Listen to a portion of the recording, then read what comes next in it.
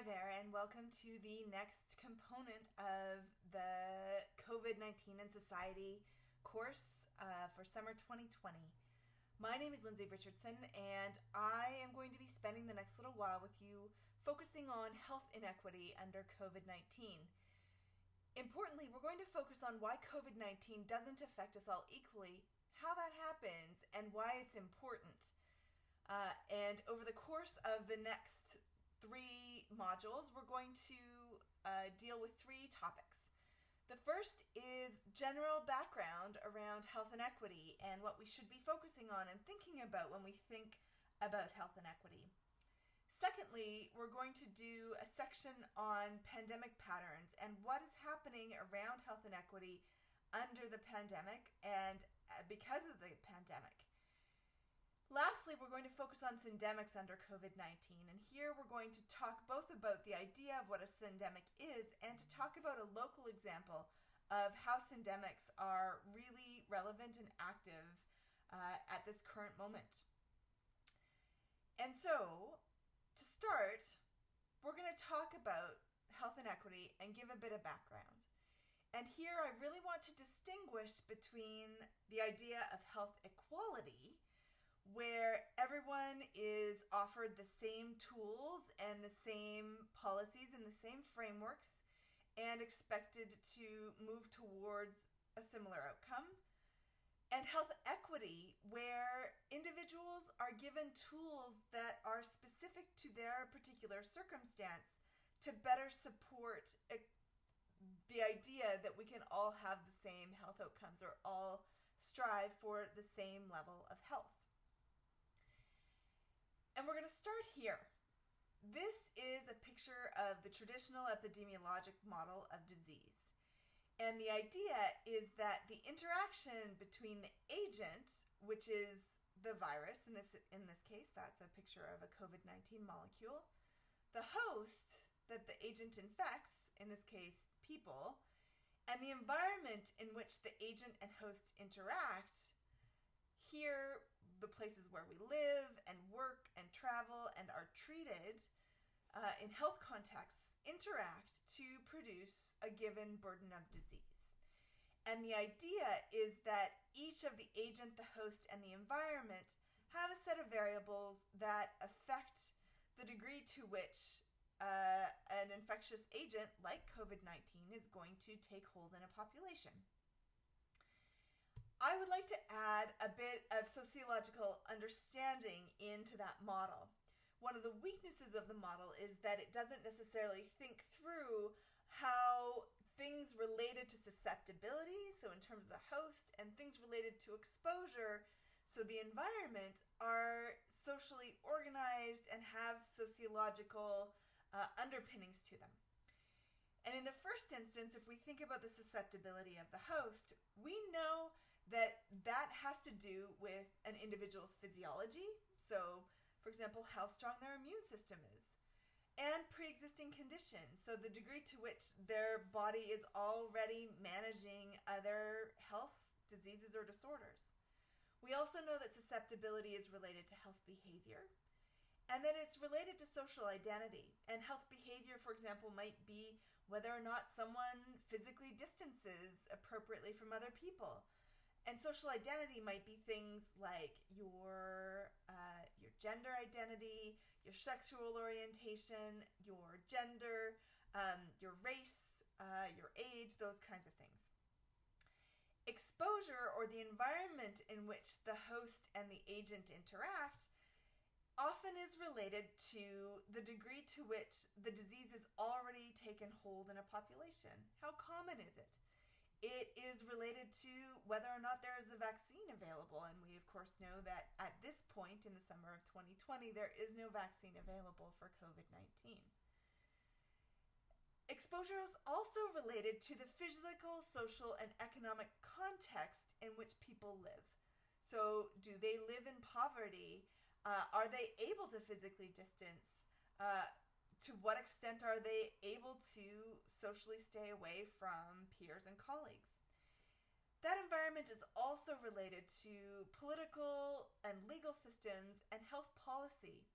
the degree to which political leaders take an infectious outbreak seriously, the degree to which people might be supported in their behavior or criminalized and placed in institutions, and the degree to which health policy is able to support public health action to counteract an infectious disease. And what we know is the interaction between the susceptibility of the host and the exposure that they have in the environment, and the interaction of a very complex set of factors, really affects who gets infected and why. And we know that because of the interaction, people are unequally prepared and unequally able to prevent infection, that they are placed at unequal risk of infection, and that for those that become infected, that there is unequal access to treatment and unequal recovery pathways. And so the degree to which the susceptibility and exposure are socially organized really has a lot to do with what the burden of disease is at the end. And so we're going to focus a lot on social identity, and specifically race and gender and socioeconomic status, to give you just a bit of background about how these things are patterned and why it matters for infectious disease. In terms of sex and gender differences in health, we know a few things. There's been research that's been done on this for some time. For example, we know that females and women live longer than men and transgender individuals. We also know that there are sex and gender differences in major causes of death. So, for example, males are more likely to die from most cancers, from respiratory and heart diseases, and from injuries and accidents, whereas women are more likely to die from Alzheimer's, from influenza, from breast cancer, and from some circulatory diseases. We also know that women and females are more likely to be diagnosed with mood disorders, and that women and females utilize more health services, not necessarily because they are more ill than men, but because they are more willing to go to see the doctor or more willing to seek out care. And so the question then becomes, why is that the case? Why do we see these gendered trends in long-term health outcomes? And there are a number of sociological explanations for these gender differences in health. I'm going to go through them briefly here, but you could really go down a rabbit hole with any of these explanations. The first one has to do with social roles and social role theories. And the idea here is that things could go either way. So more social roles might result in better health because they bring things like self-esteem or social support.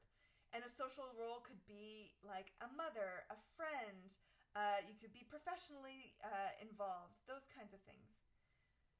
The unfortunate downside of that is that too many roles can result in worse health because of stress and the impact it has on health, and interference with women's capacity or people's capacity to engage in good health behavior related to, for example, nutrition and diet, to exercise, and to sleep. So that's one set of theories. Another set of theories is structural inequality. And here, what would point to here as sociologists is that the unequal distribution of wealth, power, and privilege between women and men has direct and indirect effects on health. So directly, it might have to do with the fact that women make less money than men for doing the same roles and might therefore have fewer resources available to them. We also know, for example, that there is a lot more research done on men's health than on women's health. And all of that structural inequality accumulates over time to affect health differently. We also know that risk-taking and socialization are gendered, and I'm realizing there's a typo in the slide there. However, what we mean by that is that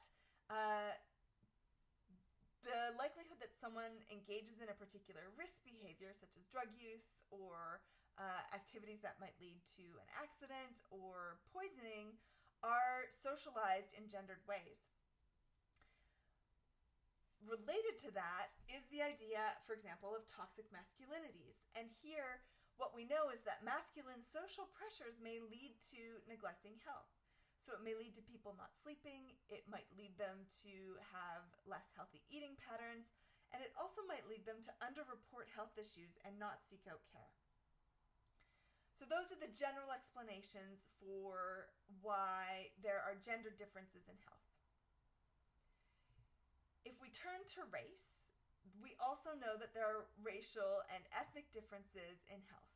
And in terms of major trends here, there are a couple of points that I think are important to emphasize. The first is the idea of first and worst. And the idea here is that visible minorities experience earlier onset and greater severity of disease. And so what that means is that they are younger when diseases first appear, and when diseases do appear, they are more severe. So, for example, African American women in the United States and Canada have breast cancer much younger than white women, and they also have more severe breast cancer than white women. So that's the idea of first and worst. The second thing worth noting is non-equivalence. And the idea here is that the things that affect our relationship to disease and illness don't affect everybody equally. So similar exposures that are known to impact disease produce different outcomes among different racial groups. And this is not necessarily because of factors inherent to race, but often because of the social organization of life and work for different racialized groups. We also know that things that are protective against disease are not as protective for people of color. So the idea here is we know that people who have higher levels of educational attainment generally have better health outcomes. But if you, for example, take a group of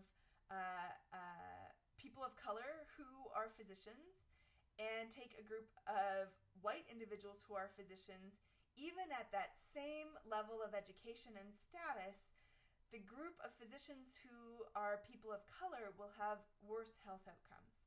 And so the idea there is that education is not as protective for people. It's not equally as protective as it is for individuals who are not members of racial or ethnic minorities. And so why does that happen? So there are also a number of sociological explanations for why that's the case. And a lot of these, in the context of the current social and political environment, are going to be very familiar to many of you. The first is institutional racism.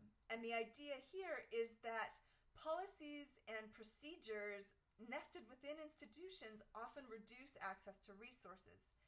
And this is true even in the modern era, and even with the idea of sort of colorblind policy that has been on vogue at various points over the last several decades. And so we know, for example, in the United States, that formal segregation of Black and white populations was ended many decades ago. But what is sort of less well known is that segregation happens even in the absence of those policies for a range of reasons. And so the institutional racism that results doesn't recognize the racialized impacts that different policies might have and how those affect health. Similar to the relationship between women and men, and recognizing there's another error in my slide here, that should be the unequal distribution of wealth, power, and privilege between visible and non-visible individuals, has direct and indirect effects on health. And again, here we're talking about people not earning as much, not having decision-making power, there being research gaps, etc. We can also talk about cultural racism, and the idea here is that there are negative prejudices and stereotypes that shape discrimination and opportunity structures, for example, related to work. This could also be related, for example, to property ownership or wealth accumulation. And what we know here is that cultural racism and the way that it is embedded in our day-to-day lives really shapes discrimination, and that shapes people's opportunity structures. And finally, we have experiences of discrimination themselves, and these experiences of discrimination produce stressors on the body, and these can range from overt experiences of discrimination to microaggressions and everything in between. And those stressors on the body actually produce changes in physiology and health behavior. So whether or not you are subject to police violence, bearing witness to police violence, and witnessing someone else's experience of discrimination produces stressors on the body that are not equally distributed in the population. So these are the sociological explanations for race and ethnicity differences in health. Lastly, we're going to turn to socioeconomic status differences in health and talk about some of the major trends there. First, people with higher socioeconomic status have better health outcomes across different diseases for most measures of socioeconomic status. So that is, people who have higher incomes, higher occupational status, higher levels of wealth, higher educational outcomes, they all have better health outcomes in general for most diseases. We also know that relationships between socioeconomic status and health tend to be spatially distributed. So the idea here is that wealthy neighborhoods tend to report better health outcomes than poorer neighborhoods. And you can think about that across a number of different spatial dimensions. Third, places that have more inequality have worse health outcomes for all levels of socioeconomic status. And this is a bit more complex, but the idea here is it isn't just about the absolute difference in socioeconomic status between one person and another person. The idea here is that the relative difference between the highest and the lowest members of a given city or province or country affects everyone's health outcomes within that geographic space. And we'll talk a little bit more about that in a second. And lastly, we know that the relationship between socioeconomic status and health follows a gradient. And so what does that gradient look like? That gradient looks like this. Essentially, at every level of socioeconomic status, you have an incremental increase in the impact on someone's health outcomes. And so it isn't just about high income versus low income. People at the highest of high incomes have slightly better health than people who are just high income, and so on. And so the idea here is to remember it's not just about good or bad, it's about this incremental, stepwise relationship between levels of socioeconomic status and health. And so we know, for example, this is going back to the point number 3 on the previous slide, where we know that more unequal countries have worse health outcomes across a whole range of outcomes. And these are listed here. And so you can see that Canada falls somewhere in the middle, that Japan has relatively low income inequality and relatively better outcomes across a whole set of health and social indexes, and that the United States has very high income inequality and also has worse health. And this is a trend that we see across a whole bunch of different indicators.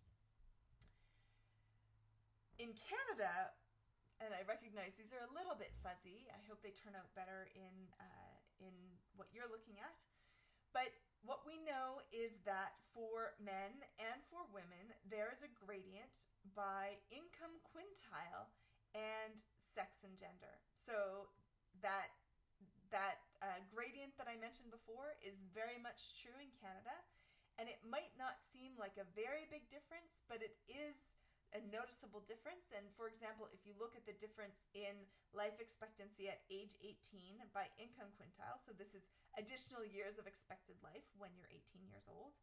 If you look at the highest income quintile at the very bottom, men have a life expectancy of 60.7 years.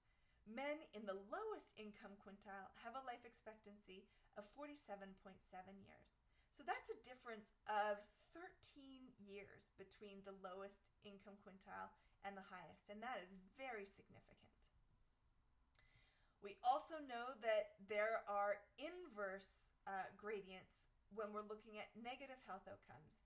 And so here what we show are suicide deaths by income quintile separated by sex and gender in Canada.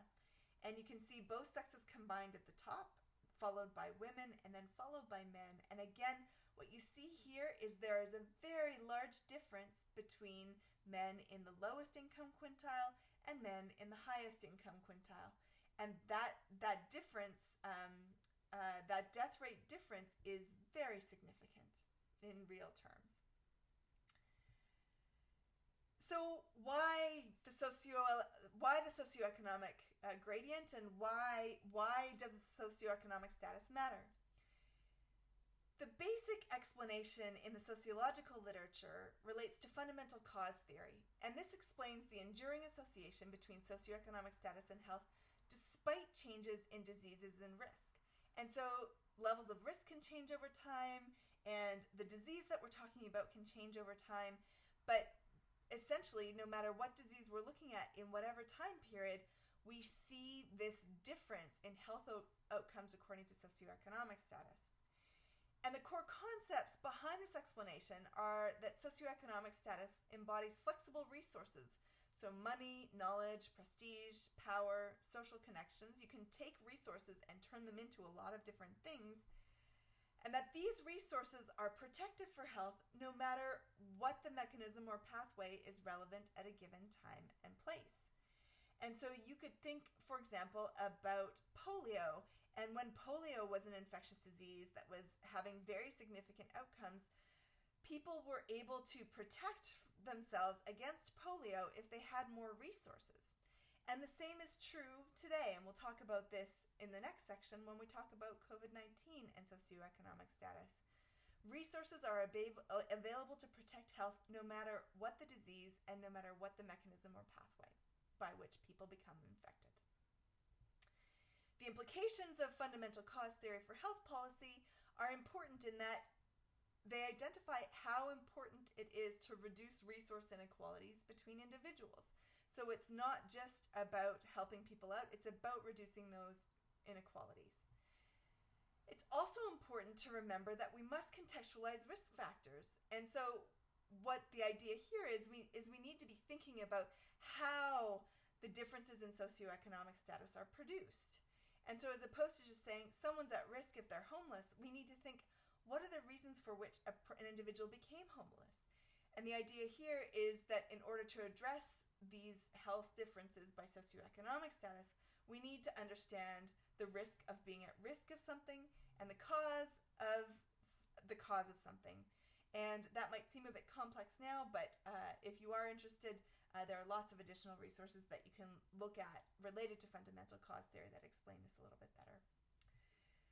Lastly, it's also what this tells us is that in terms of health policy, we should really be prioritizing interventions that minimize the relevance of resources. So we should be prioritizing interventions that make it so that even if you don't have a lot of resources available to you, that you are able to benefit from those interventions. And these are interventions that are universal and automatic, right? So things that just happen without people having to initiate them and that are available to everybody in the population.